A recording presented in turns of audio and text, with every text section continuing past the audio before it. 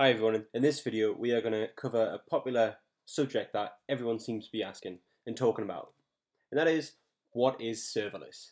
Now serverless has been popping up for a while now, and for a really good reason.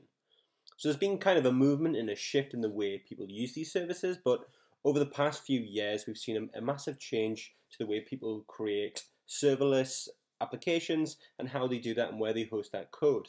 Now, there's been this thing called the backend as a service, a platform as a service, and functions as a service. And this functions as a service is kind of where it all began for me. And I started to host parts of my code in the cloud so I could use those and use those across applications. So I didn't have to create this monolithic application, and I didn't have that I didn't have to maintain a huge microservice infrastructure. I was able just to deploy functions and call and use them as and when necessary, which has been, I think, part of the buzz and the hype around it. It's really, really good. So let's have a look at a few of the reasons why you may choose to go with serverless and good on that route. So the maintainability, it's really easy to just create a function and push that somewhere and be able to use it. And it's there, it's gone, it's forgotten about. You don't have to kind of keep a server going. There's a lot of things there that you can do, which helps with that. And we'll go into a few more details and examples around that. But you've got the flexibility to use what language you want to use. So the same way as you might have a microservice structure, it's the same thing more or less. You just are now able to write a function or a bit of code and push that in the cloud and call that as and when necessary, and you can use what you like, whether that's Go or that's Ruby or that's Node or that's anything you want to use, any programming language. You can just push that up to the cloud and you can call on that as and when necessary. So it's hugely flexible in that perspective. So the next thing is scalability. Is you don't have to worry about maintaining and scaling servers and infrastructures. You can leave that up to the big guys, and they can happily roll that out and scale with that. And we'll go on to a few of the providers that are using this, and you'll see that there are some pretty big names behind this and supporting this and provide all of the necessary tools for you to be able to deploy these functions. So it's really helpful. And lastly is affordability. Is these functions, you kind of only pay for them when you run them, depending on the provider. But you run a function and you're charged for the compute time. So if it only runs for a second, you're only charged for that second. Most of them won't even charge for a second, but depending on how many of these you actually run, the cost is considerably low. So that's another good thing. If you're creating an application that doesn't run millions and millions of requests per second that last 10 to 50 minutes each, if these are just small functions that do little things, then the cost can be quite low as well, which a lot of people I think really like. So one of the other things which comes up now and again is, well, serverless sounds really cool and it kind of takes a lot of the weight off my shoulders and I can just get going, but why wouldn't I use serverless? And it's the one thing that comes up now and again is that cold start is, well, if these are just functions that are pushed somewhere and you kind of pop in a package and they're uploaded, and then the server, when you call them, has to run that and deploy that because it's not sitting around on a server waiting to be ran. There's kind of a little bit of a delay in when they run, but I think over time this will go away. We already see with AWS that time's kind of decreased over the last sort of year that I know. It's certainly a lot faster now than what it used to be, and all the other providers that are linking into all of the people who are providing. You've got Google, IBM, to name a few, and the times that it takes to actually just run these functions is really quick. And depending on your application, this might not concern you. It might not be something you're really particularly bothered about, and most of the time you don't even notice it. So something to bear in mind. And if you're creating a platform that is aimed or has customers that have some sort of service level agreement around the time and the milliseconds that you promise to deliver code, well, this might be something to factor into that decision as well. But it's just something to bear in mind. And the next thing is long running tasks can actually be quite expensive. So although it can be really affordable, if you're running functions that last a long time, this mounts up because you're charged for the time that code takes to run. So that's just something else to bear in mind as well. And depending on how expensive the task is, if it requires a lot of CPU usage, then again that cost will and may increase. So it's just something to bear in mind.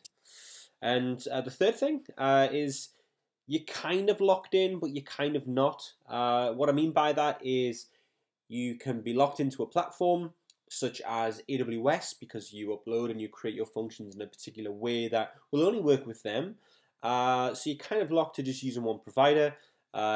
Same way as if you've used Firebase before, where you kind of create a configuration file, or you've used GraphQL with GraphQL and their functions as a service.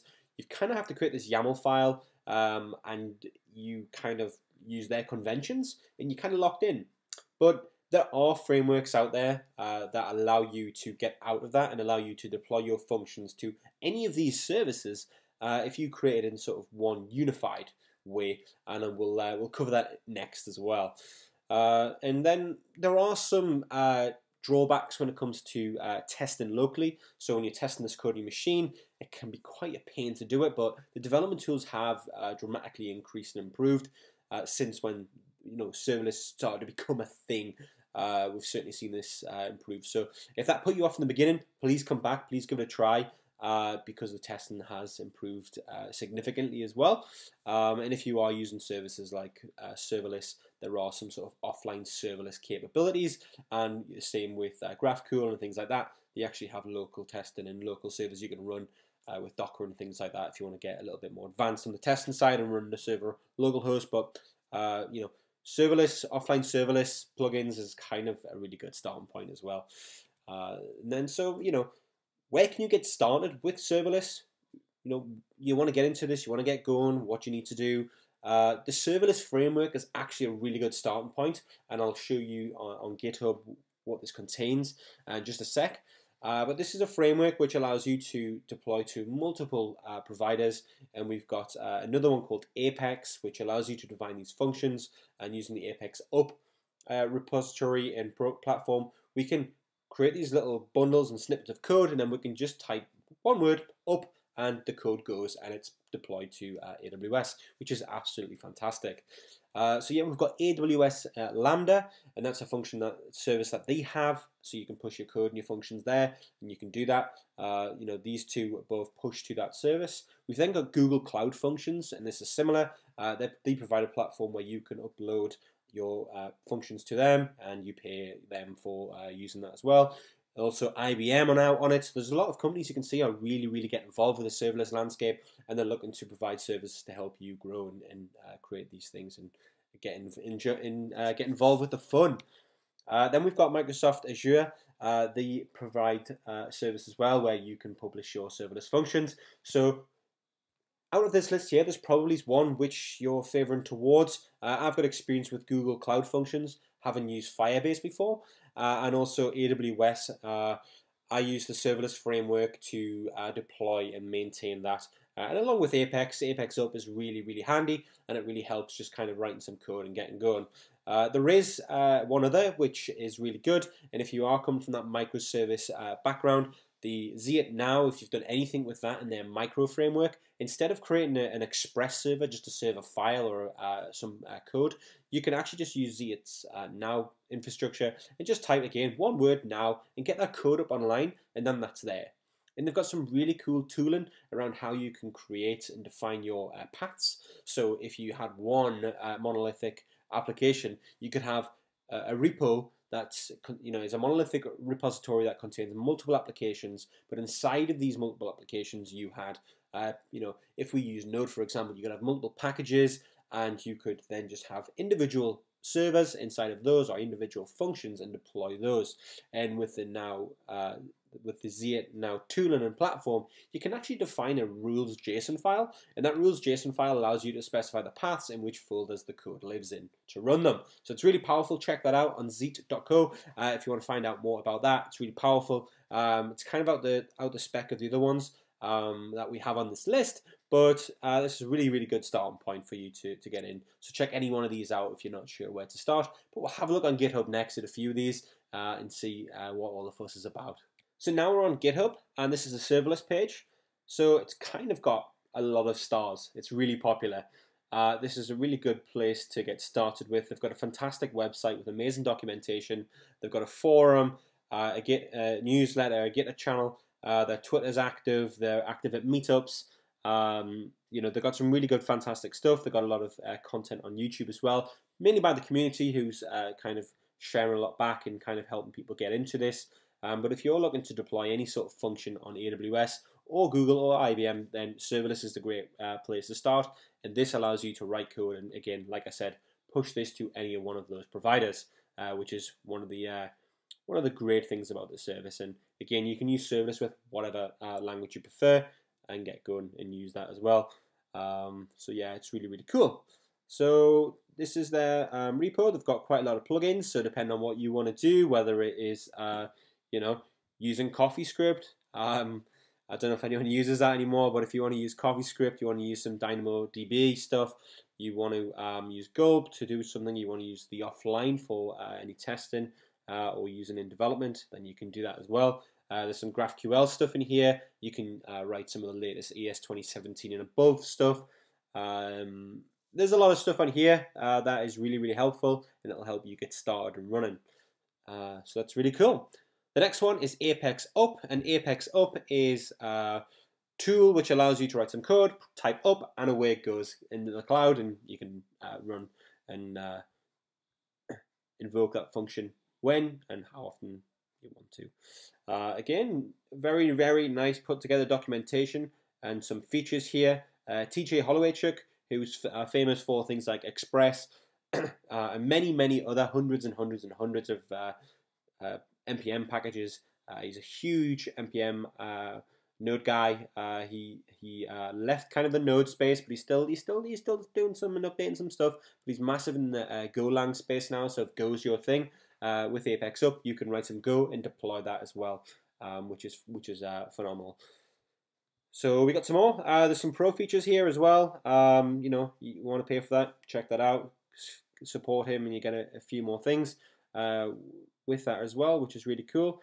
But again, just looking at an example here, if you were just to install the Up tool belt, then you can just create one file, app.js, include the default Node HTTP server, and you know, just return that hello world response and listen into the port environment variable. Then type the word up, it will deploy that, and you'll get back the URL to go and visit that code on AWS, which is absolutely fantastic. It's the simplest one that I've used to get going with. There's zero configuration because you literally just write your code, type up, and away it goes. It's the same way as what Zeit do with their Now platform and tooling. Again, very, very powerful. So if you have a look at some of the Up examples in the open source directory, there is quite a lot in here. And this is a really good starting point if you're not sure where to begin with serverless, whether you want to go down actually using the serverless framework route and path, which we discussed here, or you want to use Up. The Up, I think, has a really, really extensive amount of examples, which is fantastic. So whether you use a Node, Python, you want to create a static site using Golang, you know, and just some other general stuff in Clojure, then yeah, this is a really good place to get going. So if we just have a look at one of the files here, let's just have a look at the Node basic. And again, we have a look at this up.json file. It's just defining the app name. There's nothing magical in here. We have a test in here as well, which just will run that, and then it will give you back the URL. So then you can just, again, call out to that URL and get the response, and you'll get the response back straight away. So that's really cool. App.js, again, like I said before, just requiring the HTTP module from Node, and it's listening and creating a server. And this is all we have. There isn't anything special. I'm not hiding anything here. You literally just type up, and the code will go up to the cloud, and you will have a serverless function. So this is really cool. Hopefully this video has been helpful and helping you get started and thinking about serverless. It's a huge thing right now. Everyone's talking about it. And you should definitely check it out if it is any interest in you, and you don't want to have that trouble of maintaining some sort of monolithic application, and you want to kind of deploy these smaller functions, or you just want to deploy one function and do that because you wanted to integrate it with your home automation system, then this is a great place to host that code as well. So any ideas you've got, feel free to leave a note in the comments, reach out to me on Twitter, leave a thumbs up if you like this video. If you'd like to see more of these, again, leave a comment, let me know. Please subscribe, it means a lot. And yeah, reach out on Twitter. I'm at NoTrab. That's Barton backwards if it's hard to remember, but have a good one. Happy coding.